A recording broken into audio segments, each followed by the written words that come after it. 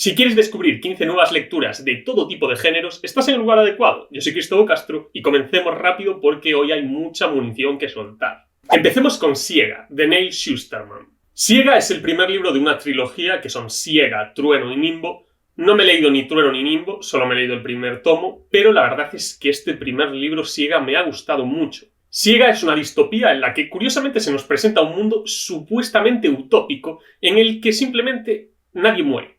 No puedes morir. La muerte natural, incluso la muerte accidental, ya no existen. Si te atropella un coche, da igual, te reviven. Pero para evitar la sobrepoblación de la Tierra existen los que se denominan los segadores, que son los únicos que tienen el poder y la potestad para matar.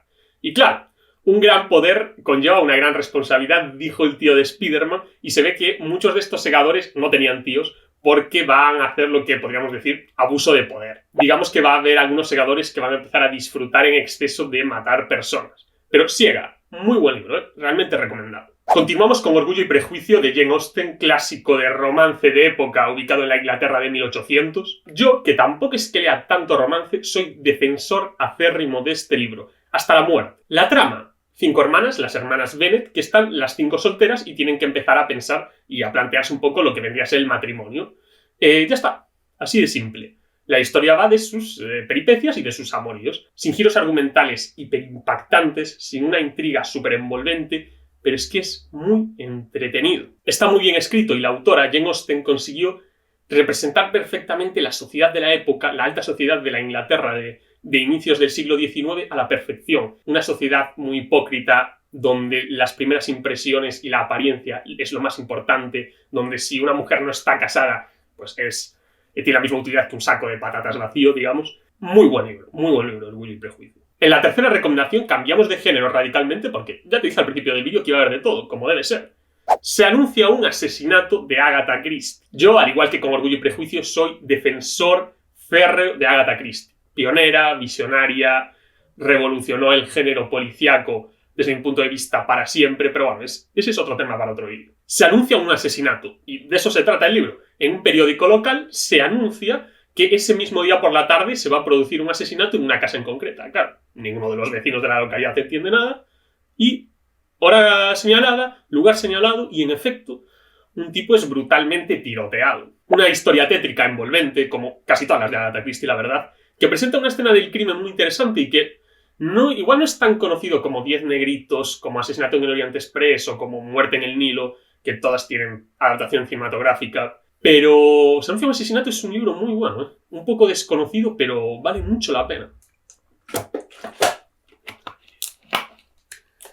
Cuarta recomendación de este vídeo, y seguimos con la novela negra, este libro que voy a recomendárselo en 2 horas no más, Kilómetro 123 de Andrea Camilleri, que pese a que me lo leí hace no tanto, la verdad es que no lo encuentro ahora mismo, pero es un libro que hay cosas que no me convencieron, tiene sus más, sus menos, pero lo recomiendo sobre todo para las personas que quieren empezar en el género de la novela negra y la novela policíaca. Digamos que en la Italia contemporánea empiezan a producirse accidentes, percances, que obviamente van a desembocar en crímenes en toda regla. ¿Por qué este libro es recomendable? Porque no hay narrador, no tiene narrador. Mensajes de texto, noticias del periódico, diálogos sin acotaciones, interrogatorios policiales también sin acotaciones. Eso es todo. Se va contando la historia con cosas de ese estilo, pero no hay un narrador fijo. Por eso es una historia tan fluida que se lee tan rápido, ¿no? Aquí Andrea Camilleri rompió bastante, me parece una estructura muy innovadora, y voy a recomendar otro libro de Camilleri que tiene una estructura muy parecida después, ese sí que es una absoluta obra maestra. Pero Kilómetro 123 de Andrea Camilleri vale bastante la pena. Quinta y sexta recomendación van unidas. Y entramos de lleno en la comedia pura y dura. Estos libros sí que sé dónde los tengo, pero no los tengo aquí a mano.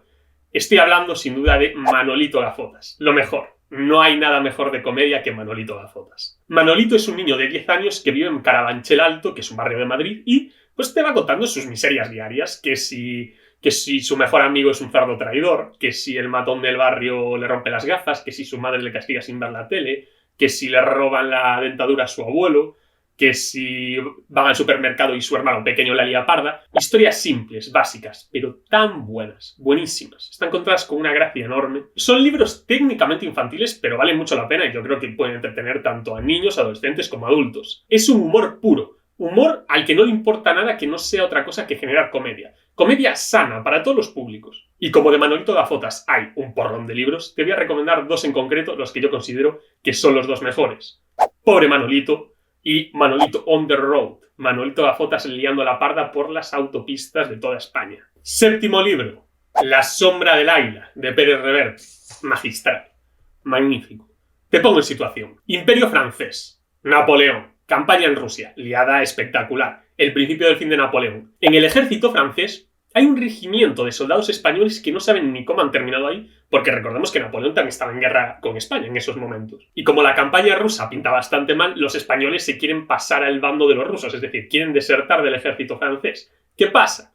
Que Napoleón lo malinterpreta. Napoleón desde un altozano los ve con su catalejo y piensa: estos son héroes que se quieren inmolar por la patria, por Francia y por mí, por el emperador, ¿no? Se pensaban que querían hacer un acto heroico cargando contra las tropas rusas, aunque muriesen en el intento, pero no, lo que quieren es pirarse de ahí. Ellos quieren transformarse en parias. Y el malentendido no para de complicarse y complicarse y complicarse. Es un libro con un humor muy ácido. No es un libro de humor, pero tiene un humor muy ácido y es muy bien, critica muy bien, digamos, la desigualdad que hay entre los cargos militares, entre soldados rasos y los altos generales que no combaten en primera línea y lo ven todos de la retaguardia.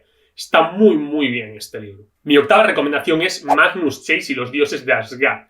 Esta trilogía sí que me la he leído entera, no es como con Siega, y recomiendo la trilogía entera. Es más, el libro que más me gustó es el último, que es El barco de los muertos. Y es que tenía que poner alguna historia de Rick Riordan. Historia entretenida, fácil de leer, humor, mitología de la buena, dioses muy enfadados.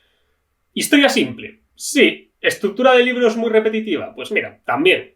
Tiene sus luces y sus sombras, obviamente, como todo libro. Pero son historias muy entretenidas y eso ya es bastante. Eso no es poco. Resulta que Magnus Chase estaba de fiesta en su piso y de repente tocan a la puerta y abre la puerta y resulta que se encuentra con un grupo de cazadores de sombra.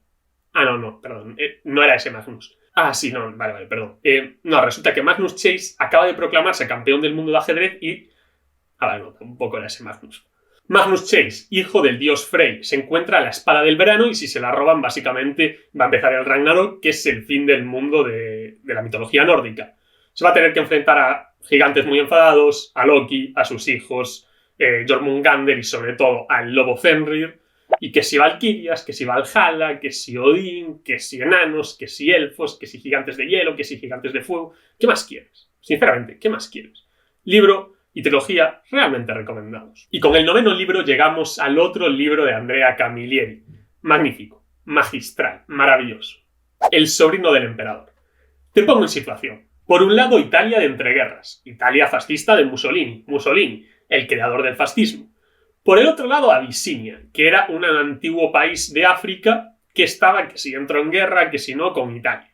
Bien, entre todo esto resulta que el emperador de Abisinia envía a uno de sus sobrinos a que termine sus estudios en Sicilia. Claro, África. El sobrino del emperador es negro. Y claro, Italia fascista.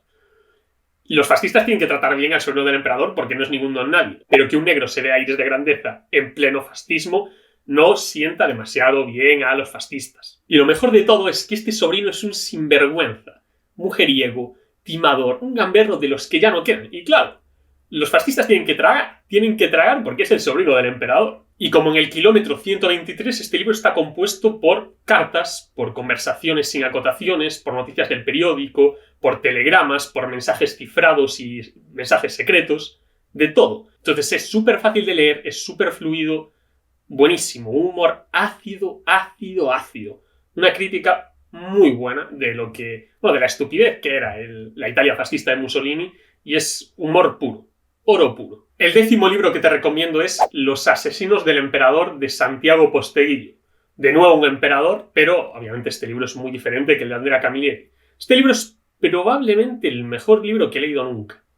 No estoy seguro, pero es muy probable. Es una novela histórica muy larga, ya te lo aviso, pero es buenísima. Trata de la antigua Roma y hay un emperador que es Tito Flavio Domiciano, que es un tirano, un paranoico, totalmente loco, ¿vale?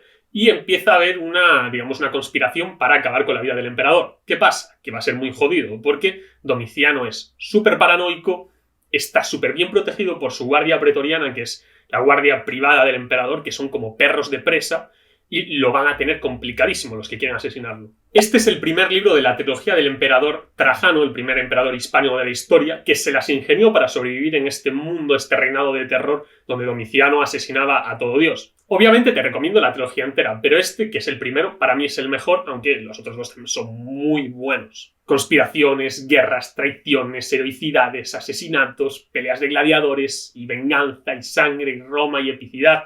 Buenísimo. Además está muy bien escrito, pero muy bien escrito. 11º libro, Rebelión en la granja de George Orwell. A ver, este libro es una crítica abierta a la URSS y sobre todo a la tiranía de Stalin. George Orwell ya te lo deja claro en el prólogo del libro, así que ya sabes lo que te vas a encontrar. Básicamente, Rebelión en la granja es una parodia de la Revolución Rusa, la pelea entre Stalin y Trotsky y después el gobierno en solitario de Stalin, pero con animales. Con patos, con gansos, con caballos, con yeguas y con cerdos, muchos cerdos. Es un libro brillante, corto, muy intenso, y es que cuando son los animales los que protagonizan este tipo de historias, la historia se vuelve muy simple, pero a su vez adquiere una complejidad y una profundidad mucho mayor. Es como Maus, la novela gráfica esta que va del Holocausto, en la que los judíos son representados como ratones y los nazis como gatos. Aquí pasa lo mismo. Ya te digo, un libro abiertamente crítico, es una crítica, ya sabes que te vas a encontrar eso, pero me parece un libro de genio, sinceramente. Recomendación número 12. Los Juegos del Hambre. Esta trilogía tuvo un boom tremendo en su momento y se decretó que todos los años 12 chicos y 12 chicas de los 12 distritos de Panem se metiesen en un anfiteatro moderno y se matasen a palos, básicamente. El Battle Royale por antonomasia. Pero el Juegos del Hambre va mucho más allá, es una historia mucho más compleja. Narra el proceso de rebelión entre los 12 distritos que componen la nación de Panem para rebelarse contra la metrópoli del Capitolio. Esta historia bebe mucho de la historia de la antigua Roma, de la cual soy muy fan, por eso también te he recomendado la trilogía de Trajano, y tiene giros argumentales muy buenos, sinceramente muy buenos. Hay un triángulo amoroso. El triángulo amoroso, la verdad, para mí sobra bastante, pero bueno, nada es perfecto. Me parece una trilogía que está bastante infravalorada. Y eso que yo creo que está bastante bien valorada, pero incluso así me parece que está infravalorada. Una historia que envejece muy bien. Quizá le doy este valor porque fue, yo creo que la mejor trilogía que leí en mi adolescencia. Yo en la adolescencia no leía demasiado y cuando tuve estos libros los leí en tiempo récord. Pero nada, ya te digo, muy, muy recomendada esta trilogía. Si no te la has leído todavía, tienes que leértela. Si la recomendación número 12 era la trilogía de los Juegos del Hambre, la número 13 es Balada de pájaros, cantores y serpientes, la precuela de los Juegos del Hambre que se publicó en el 2020, una década después. Mira, sinceramente, si la trilogía original considero que está infravalorada, en esta precuela ya creo que está infravaloradísima. Así de claro lo digo. Defiendo este libro hasta las últimas consecuencias. Este libro cuando salió tuvo bastantes críticas, bastantes detractores, obviamente tengo mucha gente a la que le gustó, y narra la historia del futuro presidente de Panem, que es Coriolanus Snow, cuando es un adolescente, y los Juegos del Hambre todavía es una especie de prototipo, digámoslo así. Historia muy buena, extraña, no te voy a decir que no, pero me gustó bastante. Es una historia bastante más compleja de lo que parece, tiene un montón de metáforas y de símiles con la antigua Grecia y con la antigua Roma, pero un montón, ¿eh? Por ejemplo, hay un personaje que es Sejanus Plinth, y Sejanus fue un personaje histórico real. Sejanus fue el prefecto del pretorio del emperador Tiberio. Voy a empezar a hablar de quién fue el Sejanus histórico, pero guarda una especie de símil, de hilo conductor secreto con el personaje Sejanus de esta novela. Y así todo el rato, con un montón de personajes, con un montón de situaciones. Incluso el libro entero, Balada de pájaros, cantores y serpientes, entero en su totalidad, es una especie de recreación de ficción de una vida real de un personaje histórico romano que realmente existió. Pero bueno, eso da para otro vídeo. Con lo quiero que te quedes, Balada de pájaros, cantores y serpientes, buena mierda, y te lo recomiendo, sinceramente. Los Roquesby son los vecinos de los Bridgerton y cada hermano varón de los Roquesby va a vivir una historia de amor diferente. El primero vivió la mítica enemigos amantes, el segundo la mítica fake dating, que es una relación falsa que obviamente todos sabemos que va a acabar en verdadera y se van a acabar amando. Pero así todo el rato. ¿Son libros entretenidos? Sí. ¿Libros que enganchan? Sí. ¿Son libros especialmente buenos? No. No son la maravilla. No son obras maestras como sí considero Orgullo y Prejuicio. Orgullo y Prejuicio me parece muy superior a los Roquesby y probablemente a los Bridgerton. No he leído los Bridgerton, así que tampoco puedo decirlo. Pero desde mi humilde opinión, Orgullo y Prejuicio está muy por encima. Pero los Roquesby son entretenidos y dan esa dosis de romance que siempre es necesaria. Última recomendación de este vídeo, ni más ni menos que Miriam, de Truman Capote. Miriam es un cuento, es un relato corto, y el libro es Miriam y otros relatos, pero el que nos interesa es el de Miriam. Es el mejor cuento de terror psicológico que he leído nunca. Y mira que he leído unos cuantos, pero buenísimo. Es buenísimo. No puedo empezar a hablar demasiado de él porque a la mínima que diga va a ser spoiler, pero digamos que Miriam es una niña un poco perturbadora que digamos que le gusta hacer actos moralmente discutibles. Un relato muy, muy, muy bueno. Es un cuento corto que te tienes que leer sí o sí. Sí o sí, no hay más. Te va a gustar. Hazme caso. En próximos vídeos haré más recomendaciones bien fresquitas, así que recuerda suscribirte. Por mi parte, esto es todo por hoy y nos vemos.